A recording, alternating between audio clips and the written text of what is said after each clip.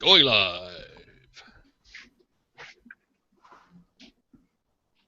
I need to mute my wife for an hour. Is that okay? Shouldn't you ask Fine with her? me. No, I don't have to. Well, I should. Who am I kidding? Hey there, everybody, and welcome to the Android Central Podcast. It is episode number 270 for what's today? Thursday, January 13th, 2016. I got the date right. Thank you. That's 2 in a row, I think. Or did we do the first one? I don't remember. Anyway, welcome back. Welcome to the show. I am Phil Nickinson. I am currently still running Android Central. How about that? We are home. We are back from CES, which is great. Yeah, that was a good podcast. Thanks, everybody. I'm done. Russell Holly's here with us. Teamwork. Russell, save me. We're good to go. All right, all good? We're not done. You did. I didn't go to CES, but you did. I sat here and stared at the screen and watched in wonder as all of the cool things happened that I was really cool with not going to CES right up until like the day before it started when I saw all the cool stuff you were touching, and then I really wanted to be there. I'm not sure I'd go that far just yet. We've also got Mike Wolfson with us. Mike, as you know, you should know, Mike develops our app. That's the most important thing he does. Second to that, Mike is a Google developer expert, and you were at a conference. You were at the Ubiquity Dev Conference. So in a minute, I'm going to have you tell me what the hell that is. Sounds good. Yeah, let's talk CES, because neither of you were there. Do you have any questions? Did you see anything that we saw that looked really incredible and cool? There is two things that I care about, and they're both really related and not at all Android. The first is are the new Vive controllers super good? Yes. So HTC Vive, if you haven't seen it, it's now the Vive Pre, by the way. This is the collaboration between HTC and Valve and Steam VR. It is the whole room VR, and honestly, that was the big thing I took out of. This is my second demo. It's been almost a year since the first one I did. And the first one I did, the controllers were still wired. That's how long ago that was. But it's now the Vive Pre. The controllers have been redesigned. The visor is smaller, which is really great. The strap's been changed up, and it now has a little camera in the front that can see what is around you, and you literally get this Matrix effect. Or the sonar from Batman, we also called it. And it's really incredible. Like, if you're standing in front of me, I can see you. I can see your outline. Alex was standing in front of me. I could see Alex. I could see it was Alex. I could see details on his shirt. It was really crazy stuff, really cool. Which is super, super useful, because the last time I used Vive demo, I've done it 3 times now, and the last time that I did the Vive demo, I was with Chris Sewell, who walked up in the middle of it, and I couldn't see him, and he tapped with both fingers on the center of the visor, and it sounded like a gunshot went off in my head, and that really sucked. And so I really feel like, based on my complaining and moaning, that they added this camera specifically for me. They did, in fact, not mention you at all.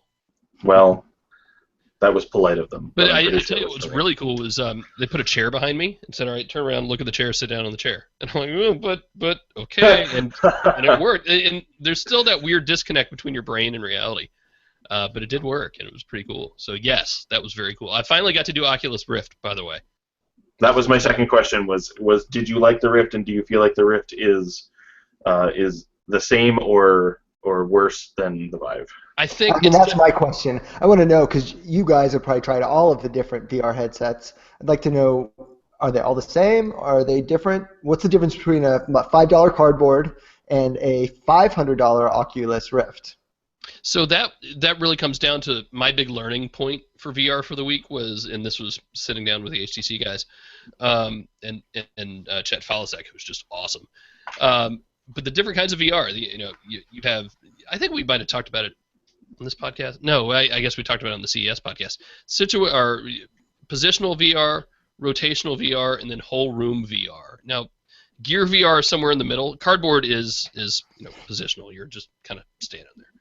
I think Gear VR and to some extent Oculus is definitely more rotational. You can move around a good bit more. And I'm probably not even quite looking at this properly, but the different tiers, we've talked about that before. And then you have Vive, which is obviously whole room, and very much you have lasers shooting down from the base stations, mapping out the whole room. So really cool stuff. So Rift, I thought was excellent. Rift was really well done. I get less dizzy with Rift than I do Gear VR, and a lot of that I talked to them a good little bit about. It really, I mean, Gear VR is about the cost-saving measures. I mean, they could have put more things in there if they want, but then it would have been $99. Rift was a lot easier on my eyes than Gear VR is. I can't do Gear VR for more than like 2 minutes. Sure. For Rift, I sat there and played a game. My big thing with Rift was I had a lot of light bleed like right here coming in, and apparently that's by design. But I don't want to say it ruined the experience, but it changed the experience. But it was still a lot of fun. I think Oculus Rift is probably going to be more attainable. I have a feeling it's going to be a good bit cheaper than Vive, though maybe they'll surprise me. I would not turn down Rift. If somebody offered it to me, I would take it in a heartbeat. Put it that way. But yeah, it's a different feel. And I only did 2 demos, but with the Rift demo I did, you very much got a sense in the gameplay that you were supposed to just stand right here. You can do things, you can move around a little bit, but you're not supposed to go anywhere. Vive, the demos and games are very much designed for you to move and wander around and get up inside things, but not so much Rift. Interesting to note that at the Ubiquity Dev Summit, they did a whole segment on the Tango device, which is kind of one of those things that you wonder if it has legs and if it's a product that Google cares about. Well, I mean, it's got new life now. So Lenovo is making, it was a Tango phone, right? Yep. I was going to the airport right as that was going down. I from a developer standpoint, I think so, sure. And somebody needs to play around with that. I don't think we're anywhere close to like consumer-like Tango devices for whatever reason, though. The existing Tango device, which I have and is really difficult to work with, is still a 4.4 OS device, or 4.0. I don't know what version, but isn't even Lollipop. And is really kind of crashy and battery sensitive, as kind of Android devices are, and there's Android devices with lots of stuff in them, even more so. I was really surprised that on the stage when they were demoing Tango, they were still using that first generation device,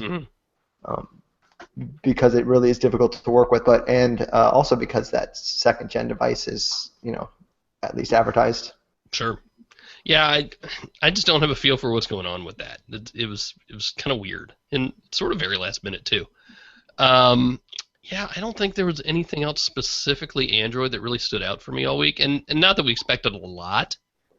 The Mate 8 announcement was pretty good. I thought I'd been using it for 2 weeks at that point. It is like so many other Huawei devices, really nice phone, really bad hardware or really bad software. So I mean, maybe they'll fix things one day. Maybe they won't. I'm not holding my breath for that. I think Huawei still has a long way to go in the software department. And they know this. They've been told this. They're going to be told. We're going to say it again. I don't think that's going to stop anytime soon. But that was cool. The new Huawei watch is cool. The new Samsung watch is okay. If you like refrigerators with big giant tablets in them, this was your show. I don't know. I'm kind of excited about that. I mean, look. We all talk about needing some sort of home hub sort of thing, and this actually bridges into Ubiquity, I guess. I mean, we have all this stuff that we're trying to tie together and know one real way to do it. We have our phones and we have our tablets, but that's not the same thing as me walking up to the wall and seeing a message as I walk by or on the fridge or whatever. Still requires some sort of hub if you want to use the Philips Hue lights or the LifeX lights. Either you buy a really expensive light bulb that kind of has a hub built into it, or you have to install the Wink hub or something already in your house. So the fact is that it exists now. That hub exists, and I think a lot of different players want to be that hub. Like the Google's router and Everybody wants Alexa. To be it. Yeah, I mean everybody wants to be it. Nobody's being it yet, and OnHub's not quite there yet. I mean, it's a router at this point. It's not really doing anything more than that for me. Mm-hmm.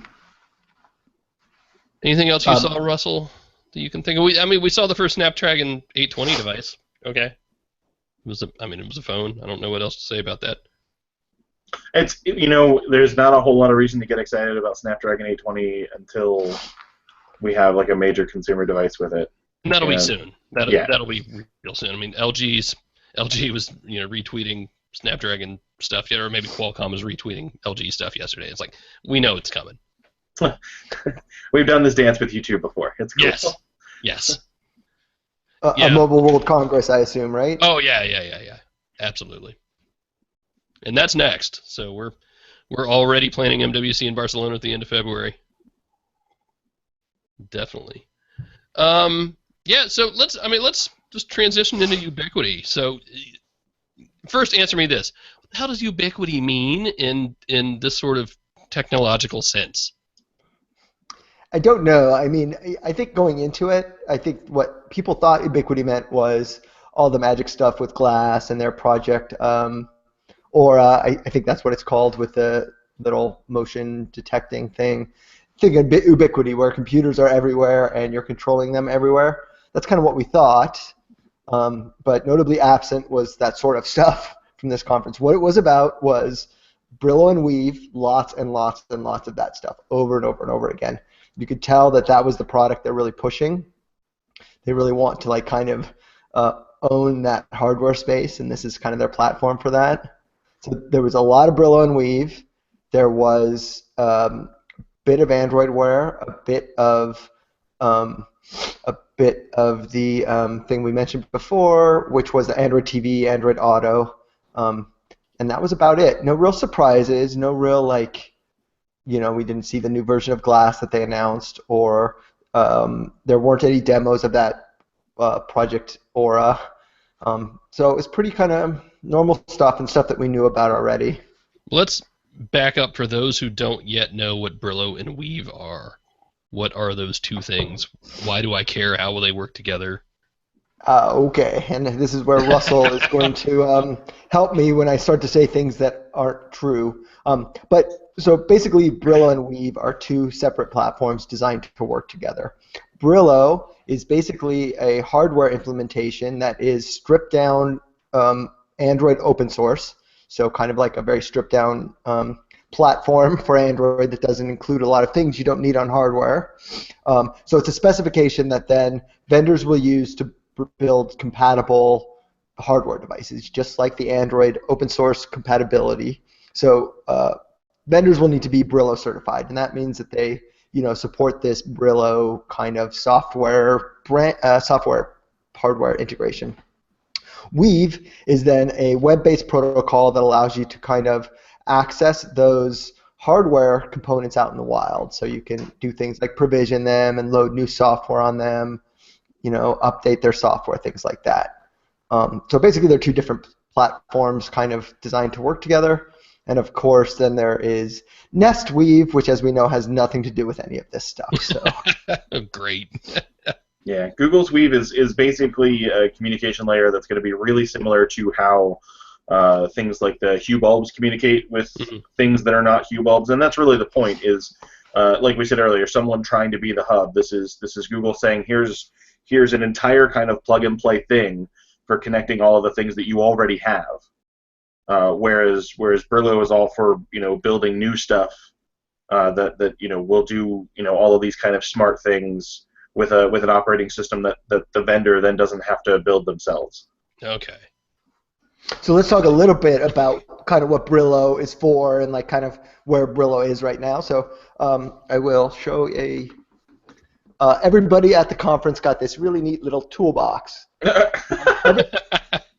Everybody kind of wants to know what the goodies are in there, but I want to talk about basically the boards that we got because it's kind of useful to kind of give a little idea about what Brillo is and where it's going. So everybody got either an Edison board or a Dragon board.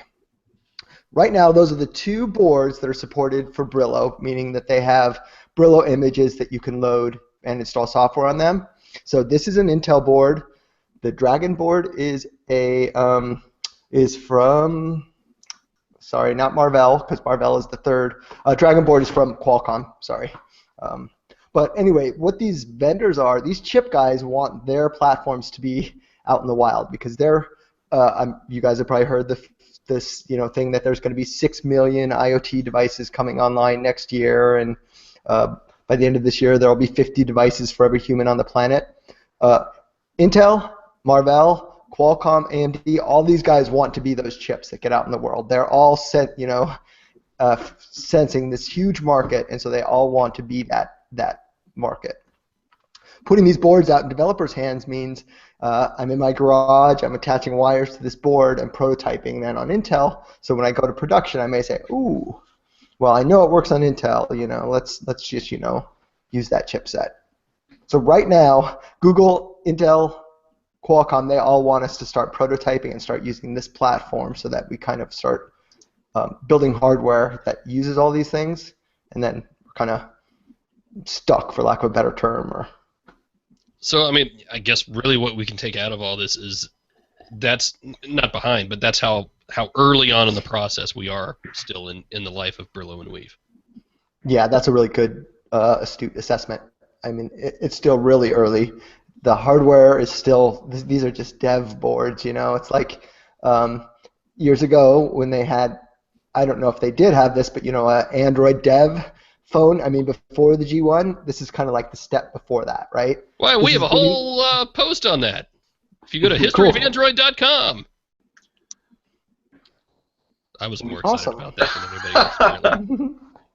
Come on, you guys got to properly shill our own stuff here. We do. I'm excited. I gave you the opportunity.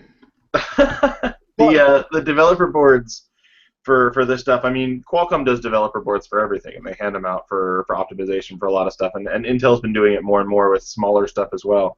So that's not particularly unexpected. And we do occasionally see kind of fun projects come from them, but it's really indicative of how early on we are with Weave, and I think we will see stuff happen with Brillo we'll see stuff with Weave happen before we see like a huge selection of Brillo products come out. And I think the idea is for people to not really know that they are Brillo products, that they just kind of get plugged in and work with your Android phone when you go to do, connected home stuff.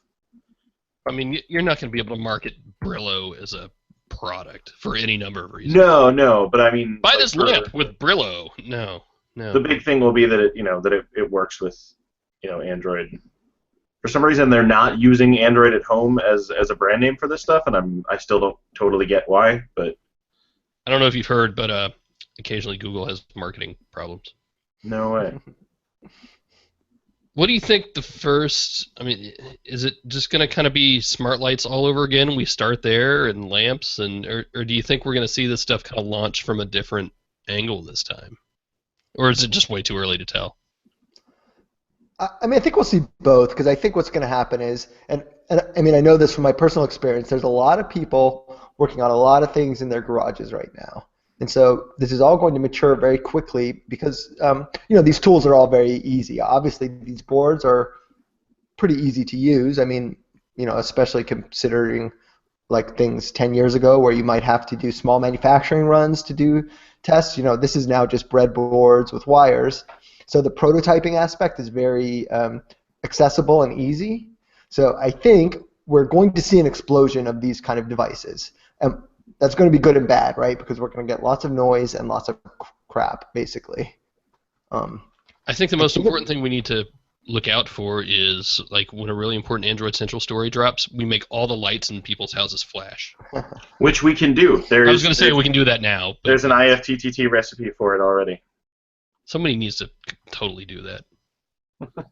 In a klaxon. Ooh, that'd be great.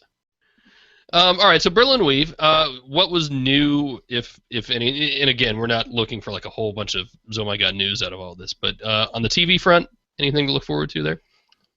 No, it was much of the same stuff. They talked about the lean back library, adding, which is an API to add, make your app compatible with Android TV, and they of course positioned Chromecast and Android TV as two flavors of this set-top world that they're playing with, where Chromecast is really lightweight, and your Android TV is a full Android implementation sitting on top of your TV. But really nothing kind of different or anything different than what we saw before. So really just more like introductions to developers about all this stuff still. Yeah, I mean they're just trying to get people to put their games on Chromecast. That was a feature they kind of quietly announced at I/O, but and I don't think they even had any sessions about it. So there was a session about bringing your game to the Chromecast. But these are things that were available already, and nothing like. And we've got. I mean, that was a decent little part of the keynote too. Was, hey, bring your game. I forget which one they used. Wasn't Angry Birds again? Was it? They might have used the one that you drive a boat around. Oh yeah. Riptide, yeah. Which is a good game. It's a great game. And Android Auto, and again, there was, actually, I mean, that was a CES thing. We had some more head units from Pioneer and Kenwood, and I think, JVC is Kenwood, announced. And I actually checked in with them. I mean, there's no new functionality from the Android Auto side. You get some actually pretty decent improvements for things like Maestro and just play better with all the existing, wiring and stuff in your car. And apparently, the one thing they had was if you turned. You go into the source menu in the head unit, and this was Pioneer, and say turn off, it wouldn't actually put the antenna down. That's kind of a thing. So fixing stuff like that.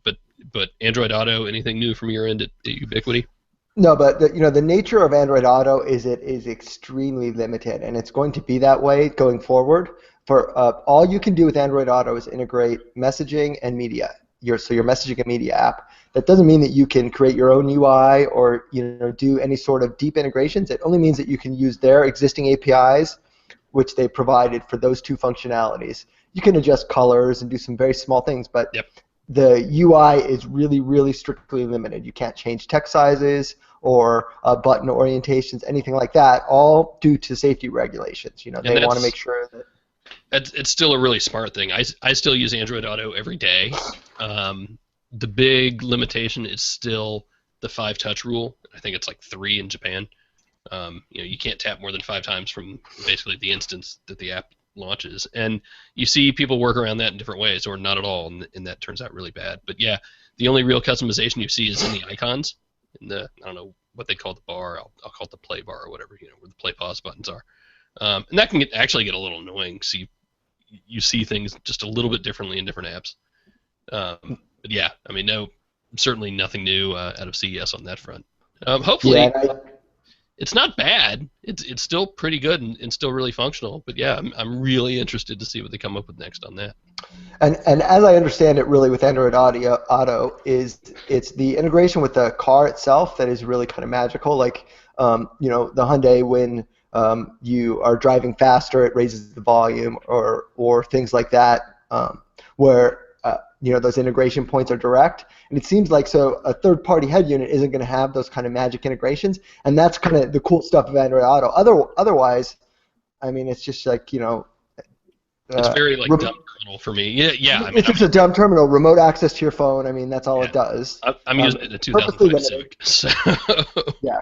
Right, so you don't have those deep integrations that kind of add a little bit more magic. Yeah, and I think having proper hands-free controls with it would maybe not completely change my experience, but I do far less voice control stuff with it because I have to reach up and hit the button and make sure I hit the button and then wait. And, but what generally works pretty well. I had a couple suggestions.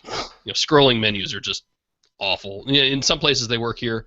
For things like selecting apps, there's just so much wasted real estate, little stuff like that, and that's relatively easy for them to fix.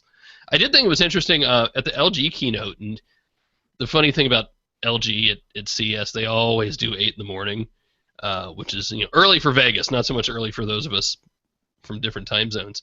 But they actually did mention Brillo and Weave, so they have some of the first commercially available products to use this thing that's not really ready to be used. That's interesting. I did see they had a demo room, during the social hour. They had a demo room where a lot of Googlers were showing off their 20% projects, which were both Weave. So Weave can run on other platforms than those two that we mentioned earlier. Like there was some Raspberry Pi demos. But there was some really cool stuff going on, where there is some interesting stuff that kind of these guys are playing with. Nothing life-shattering, but you can see that kind of the wheels are starting to turn in that direction. Russell, is there like one connected thing you're just dying to have that we don't currently have? Really, it's just the layer that pulls all this stuff together. I mean, like I'm super happy with connected bulbs. I think that we're finally in the right direction with locks that are behaving correctly on doors and not causing more usability problems like some of the others that I've used over the past year. Really cool things coming from Amazon with the Echo and being able to pull everything together, but it's still just not 100% there yet. And that's the one thing I think. What we're going to keep seeing is companies coming up with one-off ideas for their products and then saying, hey, and we also plug into all these things, and that's when it gets more interesting. I'm a big fan of all this. Russell and I were just talking about before the podcast. I'm about to stay in a hotel that has, what do they call it, the digital key, so I'm going to use my phone to unlock the door. And part of me is really excited to try it, and part of me is like, what's wrong with the little plastic card? It's easy. It works, generally. We know it works. We know how it works. Well, and in that case, it doesn't really decrease the amount of steps that you have to go through because you still have to check in at the front desk. No, I don't, actually. Oh, really? Yeah, I'm just going to go straight to the room. That's the big thing, is that you could just go straight to the room. That's why that's why the plastic card doesn't matter, is you don't have to. We get to interact with fewer people. Yay! I'm for that. That's a good thing. We'll see, unless I sleep in the hallway all night. There is always that. Trying to think if there's anything I want connected that's absolutely not. I still got to finish my my thing on the Ring doorbell because I'm still having fun with that. My wife will show it to people in her office, and they'll think it's the coolest thing they've ever seen. Yeah, I kind of got to get one of those. Yeah, you might. Should have sent it to you. The video's going to be fun. Can't wait to finish that. What about you, Mike? Anything you're just dying? I mean, I just want home automation, so I have a Ring video doorbell, which is nice. I have Cox Internet, Cox security system. Yeah, how is that? We have Cox up here. It's good, it's fine, but I mean, kind of to Russell's point is these are all different systems. I have a Philips Hue bulb, so I have a hub for that. It's like, but none of them integrate, right? The magic, my magic thing is I walk into the house, disable my security system, and my radio turns on and my lights dim, and a martini is driven up to me by my robot butler. Not sure that's if what I Mike's want. kidding or not. I don't That's think he's kidding, project. Russell. That's my Brillo project. Robot butler. Robot martini butler. I don't think he's kidding, Russell. I'm going to hang out with Mike. All right, so the Internet of Things is still growing slowly. Oh, you know what I did play with at CES? The $1,500 Tag Heuer watch. Don't buy everything you ever imagined. Don't buy a $1,500 Android Wear watch. Does it actually feel any better or worse on your wrist than, say, the Huawei watch that you're wearing right now? Well, I mean, the one I tried on had rubber straps, so there's that. Look, it's very nicely made. It's a very nicely made Android Wear watch, which only goes so far still. And that's not Tag's fault. That's it's a Google project still, and I'm fine with that. But the software and $1,500 hardware don't quite make it yet. They might one day. I've seen that watch. It is really beautiful. It does look like a high quality, really nice watch. But I mean, actually the person I saw it on is a Googler who works for the Wear team. So, I don't know if I wouldn't presume to say if he can afford it or not. Sure. But obviously, he's in it. This is like. I don't actually wear an Android Wear watch at all, so I'm not a good target market, and I've tried probably as many as you guys have. Mm-hmm. It's just not a compelling use case for me. So $1,500 is. It's a lot of money. The Casio one was really interesting. It's $500, which is not cheap for an Android Wear watch, but it's one of the few specific use case watches that we have. It's big. It's like an actual outdoor watch. Yeah. I think I used the words manly man in my title for that, which I swear their product brochure is all manly men doing manly man things outside. No women, which the marketing person I was speaking to was quick to point out, and she was obviously correct. But yeah, it was like hiking and I think biking and fishing. Or trekking. They don't even call it hiking, it's trekking, which I assume is different. But yeah, it's very much meant to be outside and wet and banged around. My thing is, if I'm outside getting wet and banging things around, Do I want to worry about whether my smartwatch is charged? No, but it might make it a whole lot easier to grab things like a compass and, decrease the amount of regular accessories that you would bring for that kind of thing into a single thing on your wrist. Very possible. Tracking your steps, things like that. I mean, I definitely when I have used an Android Wear watch, that's like a big use case, right? You track how far you've gone or how many steps you've taken, elevation, all that stuff is fun. Launching flares when you're attacked by bears. Things like that. Go get. You know what it's really not good for, but I keep trying because I'm kind of dumb, is playing Ingress on it. Like, the button is there, and so Right. I get a notification that says, hey, there's a portal nearby, and I'll be like, sitting at a red light or something, and I go, oh, okay, let's do this. This is a mistake. That's just a bad idea on any number of levels. How long does that battery last you? Like 5 minutes at that point? Oh, I don't know. Like, I never use it for more than a minute or two anyway, but yeah, I can't imagine that you get a whole lot of battery life out of that. Oh, there goes Mike.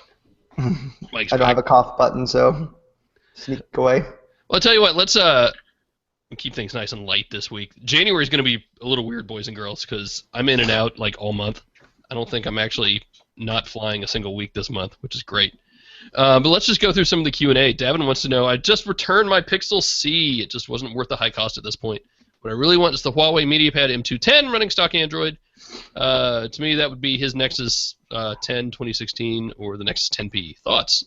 It's a decent little tablet. I need a little more time with that. I don't remember the display being all that much. And I spent a very little time with it because I didn't do the write-up. But yeah, I've been bouncing back and forth. I actually took the Pixel C with me to Vegas just because it slips in my gear bag really easily because it is nice and thin.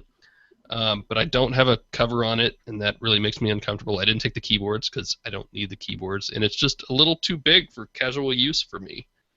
I want something no bigger than Nexus 9-ish size. It's super great for vainglory, though. Yeah, it is. To be perfectly honest. It's interesting to me that you don't bring the keyboards because to me that is like the compelling part of that. Well, Like, I mean, that's what I want out of it. There's nothing within Android to make it work any differently than any other keyboard I've ever used with a tablet, and that's to say not great. It doubles the thickness. It greatly increases the weight, I think, by like 40%, and it's just not worth carrying around when I'm also carrying a full laptop. Mm-hmm. I like having a tablet with me. In fact, I don't think I left it in the bag when I left the hotel room, which is not uncommon. I did the same thing with the Nexus 9, but I do like having a tablet on the road. So yeah, it's still early days for a commercial product that you probably shouldn't buy yet, unless you really love it, in which case do. And it's late. Sorry. I was just going to say it's late days for the Nexus 10. Yeah. Oh yeah, for the 10, absolutely. That tablet is way out of life. I mean, he mentions would that be an option, but the Nexus 10 is not. In fact, I doubt it's even available for sale anymore. Yeah, no. He was asking whether the Huawei MediaPad, which they just announced last week, could possibly be a Nexus 10 equivalent for him. Probably not quite, but I mean, there are a lot of good tablets out there. It's just a matter of what you want to put up with, I guess. And doesn't Samsung make really good tablets, of all things? Absolutely, yeah. Absolutely, they do. Ben wants to know, with the release of the Pixel C, do you think we'll see a new Nexus tablet? Love to see Huawei make a new Nexus 9. I think maybe this summer, late fall, like the next Nexus cycle, yeah. It would be time. It'd be 2 years at that point. So, God, I can't believe that'll be 2 years. Seems like it was only yesterday. But it wasn't. It was a year and a half ago. Michael, opinions of the Note series being phased out this year. We're starting to talk a lot about the Galaxy S7 already. And why not? Because we're expecting it to probably show up at Mobile World Congress. Yeah, I still think the Note 5 should have been the GS6. For me, both in size and battery, that makes more sense as a phone. So how are they going to differentiate this year? I don't know. Are they phasing out the Note 5, the Note 6? I hadn't heard that. So. Yeah, I think there's just a general assumption because we're getting multiple sizes of the Galaxy S line. But I think that means that Samsung went, hey, we didn't really differentiate these two lines this year. We need to do something special with the Note. And so as we get towards the second half of this year, like we often do with Samsung stuff, they'll answer that question. Patience is hard. All right, Russell. I'll give you 30 seconds to tell Ryan how you would fix T-Mobile's Binge On plan. Two things. Either give me a notification when stuff doesn't work the way that it is supposed to because Binge On is enabled, telling me that I can turn it off, or stop screwing around with third-party crap. If you support it, then awesome. If you do not support it, don't touch it. Either give me a button and like make that button super, super clear when something is wrong, or just stop touching things. I tell you, the carriers have come a long way in the apps that they use, whether they're preloaded or you got to go get them later or whatever. But nobody does it as simply as the Fi app. The Fi app is just, it's beautifully done. It's simple. I don't have to jump through hoops to use it. I don't have to know my password to sign into it. Like it works the way I want any other carrier app to work. And yeah, I think I agree. If I saw a little pop down that said, "Hey, we're to save you data, we're only showing you this at 420 or at 480. If you want to see it in higher resolution, just tap here." Well, even just so that would be fine. But also just even if it was only there when something was buffering or when the video flat out wasn't playing. Like if it drops quality, we already know that that's happening. They make that pretty clear. So I'm not so concerned with that. But if I load a YouTube video, which I did in a bunch of different tests here, and it starts stuttering and stammering because YouTube did a quick speed test and decided that I was going to get a 1440p file, and then Binge On said, "Haha, no, you only get 480." And so there's like a 5-second delay there until YouTube catches up. I think T-Mobile should take responsibility and say, "Hey, YouTube's not a partner, and things are kind of messing up here. Push this button to turn it off for a second." Mike, I gotta imagine as a developer having carriers screw with some aspect of your app's functionality, and it would just be maddening. And I've talked about this a little bit lately with Huawei and what they do with EMUI and that user interface and messing with app icons, which I know we spend a lot of time designing, and not just us, but everybody. So when somebody else comes behind you and starts messing with your stuff like that, that's got to be just frustrating as hell. Yeah, I mean, it's the nature of Android, right? We're not necessarily always in control of where our software goes. I mean, and you certainly have seen that with some of our bugs that have come in, for Samsung only or only on this device. It's kind of the nature of Android, where it's a wild world out there, and when you put it out, you just hope for the best, that people treat it nice. We do the best we can with it. Timothy asks, speaking of Project Fi, are any of you using it as your primary provider? And if so, are you pleased with it, and do you plan to use it while traveling abroad? I used it in China, actually, and I bounced back and forth when I went over there. I started was roaming on AT&T at first, just because I had a good. I've got the LG V10 here, but it's a Korean variant, so I knew it was banded well for that. But yeah, I switched over to Fi afterwards, and worked great. Kind of nice not having to worry about checking all the roaming boxes, and you just turn it on and it worked. I had to turn off my Fi service because it didn't quite do what I wanted it to, but I'm also in a Verizon customer in a Verizon area, so it's entirely possible that Fi will grow this year to be what it is that I need it to be. Well, I mean, and like anywhere, you're still beholden to whatever carrier it's working on. Right. In Vegas, it was worthless. AT&T rocked in Vegas this past week, and that's not something you could always say. But as Sasha Sagan reminded me, it's all about the building penetration at that point. And AT&T was great. And Fi just didn't work at all. And that was, so I've got all these unlocked phones on me, and I can't use Fi on any of them other than the Nexus. So that was one consideration. But yeah, at home, absolutely, I'm using it. Been great. It'd be interesting to see. I haven't been willing to give up my Google Voice number or transition it into Fi, so sure. I backed out of. Yeah, no, I moved my Google Voice number into it, and that worked seamlessly. I think I had one issue, and I forget why. I think it was my fault. I will say that moving it back and getting my Google Voice number back was effortless. Like, it didn't take me anything at all, and because I still use Google Voice for everything, and so getting it back didn't take anything at all. They were super friendly about that. I know they're trying to get people to move SMS and MMS away from Hangouts a little bit. I know there have been rumored about revamping the apps, and of course they're revamping the apps. They always revamp apps. But yeah, I don't know that I can go back to not having my text messages just available everywhere all the time. That's just too good. Can we stop everything real quick and address that Mike has like a giant beer stein with Google's logo on it that he's currently drinking tea out of? Look at this thing. That is really impressive. Maptoberfest. Mike has all the toys. And what's impressive is you actually think it's tea I'm drinking out of that. Well, you said tea earlier, so by all means, enjoy your day. Like the podcasts of old. Timothy also asked, do you think it'll be possible Google will add other carriers to Fi? Sure. I mean, as long as it's technically possible, why not? Absolutely. And finally, Ryan wants to know, is the death of Motorola exaggerated? I read a translated version of the Chinese article, so there was this article going around, I forget who wrote it. The Asian site, it's not a name I know. And there were, translation issues a little bit about whether the Moto E and Moto G were getting killed off, and that the Motorola name's not, or that the Moto name's not going to be used anymore. Or no, sorry, Motorola name's not going to be used anymore. They're just going to call it Moto. And yeah, there was a lot of back and forth over what's disappearing and what's not. I don't know. I think the Moto E's been effectively dead for a while anyway, right? I don't think the Moto G is going anywhere because I think that that's still an incredibly popular phone for them. But yeah, the Moto E is kind of an in-betweener, and as we saw the prices come down on their X Pure Edition stuff, then it kind of creates this phone that isn't really necessary anymore. If you want to keep those kind of rigid product lines. So. Yeah, that was just kind of the usual internet game of telephone. Oh, here's a good one that just popped up at the last minute. Yes. Estimates from Doug Fry. Estimates on the time frame to the first Pixel C update. We were told 6 weeks, I think, wasn't it? Or it was going to be on a Nexus-like release cycle. Yep. While it's still super early days, I haven't seen an update yet. So. No, I'm still on the December security update, and there's actually some really important stuff in the January update I would like to get on everything as soon as possible.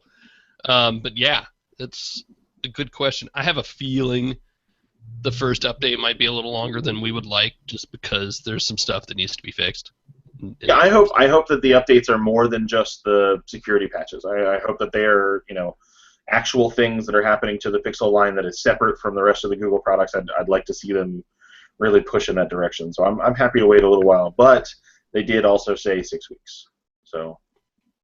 No, people know better than to give ETAs on stuff like that. Maybe it'll be like HTC and it'll be 6 business weeks. Well, yeah, I mean, I've been, and we've been talking internally about these monthly software updates a lot lately, because I still think they're super important. Obviously, no one's doing them as well as Nexus. No one's going to do them as well as Nexus. Samsung BlackBerry has consistently done them better than Nexus. See, nobody mentioned that when we were talking about it yesterday. Yeah, BlackBerry's probably number 2 at this point, right? BlackBerry has released both the December and the January update 2 whole weeks faster than the Nexus phones. Now, BlackBerry's a lot more vertical. They don't have 5,000 SKUs. They have a single phone to worry about, so it's not a big deal. But I think I'm still on the October-November update on my Note 5. I'm on Verizon Note 5, and that's no good. I mean, that's probably the most popular Verizon or popular version of the Note 5 here in the U.S. So. And Verizon is, of course, limiting, right? Because that is now a very, very narrow market. So their radios are different. So it's always hard to get stuff out to the Verizon carriers, the Verizon phones. Yeah, it seems like absolutely. That's a real. November. Sorry, not October. November. But still.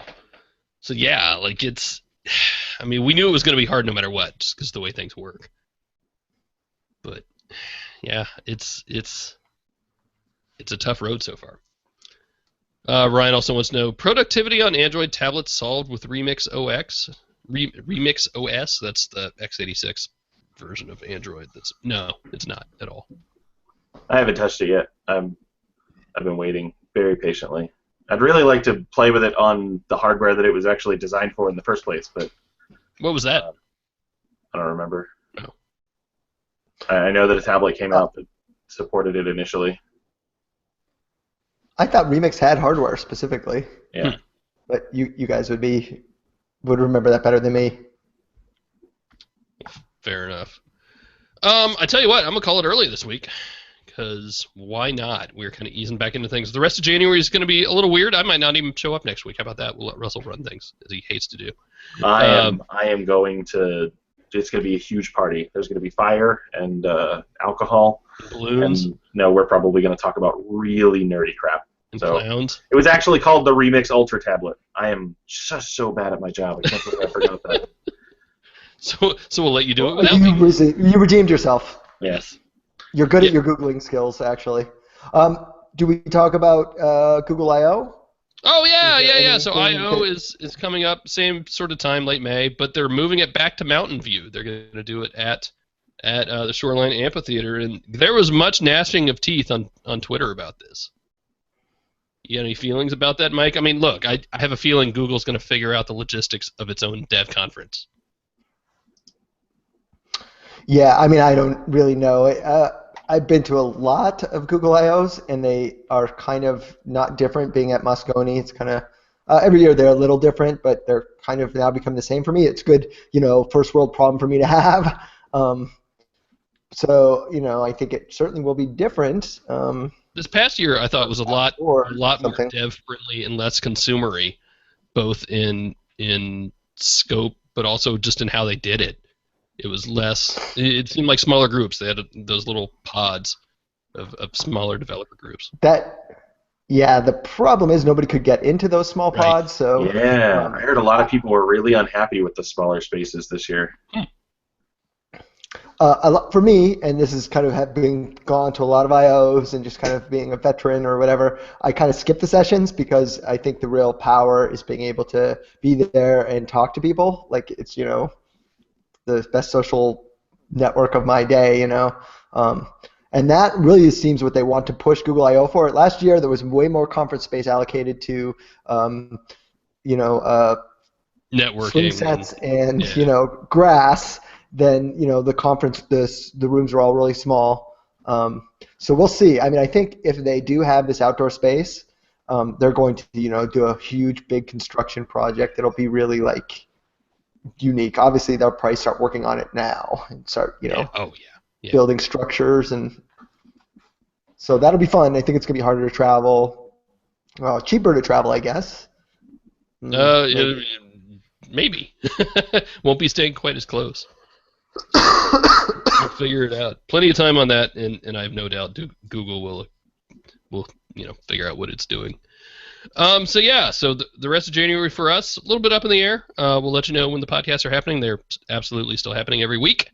In the meantime, go ahead and send us more voicemails and emails, podcast@androidcentral.com. Just record your voice and send it our way, and we will be more than happy to pick those back up. I know we've kind of gotten away from them a little bit over the holidays, but I'm ready to go with those again. So podcast@androidcentral.com. Mike, you are obviously still working on our app, and we're getting closer to search. Finally, maybe, eventually. Not yet. No timelines. Any other? We did, however, get a disappearing comment button, which actually works so well. See, fun, isn't it? Like when Phil was like, "Hey, so we got this feature." My very first thing, I said it out loud. I was like, "Well, I'm never going to use that. What do we care?" And then I figured it out, and it's so nice to have. So I withdraw my previous snark that no one heard but me. Oh, good. Nothing we can't Good make better know. anyway, right? So, Yeah. I'm trying to remember what our URL for that is. I think it's just androidcentralapp.com, maybe? I'll have to look. But yeah, go download our app if you haven't used it yet. Mike's working really hard on it. And I think that's it for us this week. Russell, Mike, thank you. Everybody, everybody listening live, thank you. Everybody listening at home, thank you. And that's it. We will see you next week. Goodbye. Cheers. See you guys. I can't hang up. I lost my... There it is. Bye.